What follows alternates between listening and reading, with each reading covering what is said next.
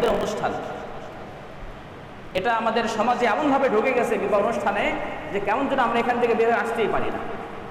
গায়ে হলুদের অনুষ্ঠান করা যাবে কিনা, এখানে দুইটা সমস্যা আছে। প্রথম সমস্যা হলো, যেখানে গায়ে হলুদের অনুষ্ঠান করা হয়, মেয়ের গায়ে হলুদ হচ্ছে, সেখানে মেয়ের দুলাভাইকে মেয়ের গায়ে হলুদ মাখাই দিচ্ছে, তার চাচাতো মামাতো খালাতো ভাইরা অন্যান্য গায়ের মাহরাম পুরুষরা তার শরীরে এসে স্পর্শ করছে, গায়ে এসে হলুদ মাখাই দিয়ে যাচ্ছে। তো এটা শরীয়তে সম্পূর্ণ নাজেস এবং কবিরা গুনাহ।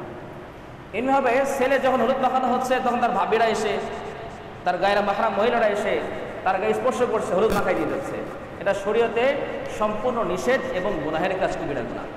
এখন কথা হলো, আমি এরকম করলাম না যে মেয়ের হলুদ অনুষ্ঠান মেয়েরাই করতেছে আর ছেলের হলুদ অনুষ্ঠান ছেলেরাই করতেছে, তাহলে করা যাবে কিনা? তবুও করা যাবে না। কি জন্য? যে হলুদ অনুষ্ঠান কোথায় থেকে আসলো? এটা কি ইসলামের সংস্কৃতি কিনা? শুরুতে বলছিলাম যে ইসলাম পূর্ণাঙ্গ জীবন ব্যবস্থা, প্রত্যেকটা বিষয়ে ইসলামের হুকুম হাকাম আছে, প্রত্যেকটা বিষয়ে ইসলামের দিক নির্দেশনা আছে। তো গায়ে হলুদ, এখানে তো ইসলামের নির্দেশনা আছে কিনা? ইসলামে তো এমন কোনো সিস্টেম নাই যেখানে বলা আছে যে গায়ে হলুদ অনুষ্ঠান করতে হবে। সুতরাং গায়ে হলুদ অনুষ্ঠান এটা ইসলামের সংস্কৃতি না, এটা ইসলাম সমর্থন করে না। এটা কোথা থেকে আসলে তাহলে? এটা হিন্দুদের সংস্কৃতি। কিছুদিন আগে ভারতের কলকাতার দৈনিক আনন্দবাজার পত্রিকা আছে, ওখানে তারা এটা আর্টিকেল লিখছিল যে এই গায়ে হলুদ অনুষ্ঠান কাদের, কোথা থেকে আসলো। সেখানে স্পষ্টভাবে লেখা আছে যে গায়ে হলুদ অনুষ্ঠান এটা হিন্দুদের সংস্কৃতি। কারণ হিন্দুরা এটাকে মঙ্গল মনে করে, যে বিবাহটা একটা গুরুত্বপূর্ণ কাজ, এখানে যেন কোনো অমঙ্গল না আসে, এখানে যেন মঙ্গল আসে, এই জন্য তারা হলুদ অনুষ্ঠান করে। কারণ হিন্দুদের ধর্মে হলুদ হলো মঙ্গলের প্রতীক। হিন্দু ধর্মে হলুদ কিসের প্রতীক? মঙ্গলের প্রতীক। এই জন্য তারা গায়ে হলুদের অনুষ্ঠান করে, যাতে করে এই বিবাহতে কোনো প্রকার অমঙ্গল না আসে, মঙ্গল আসে।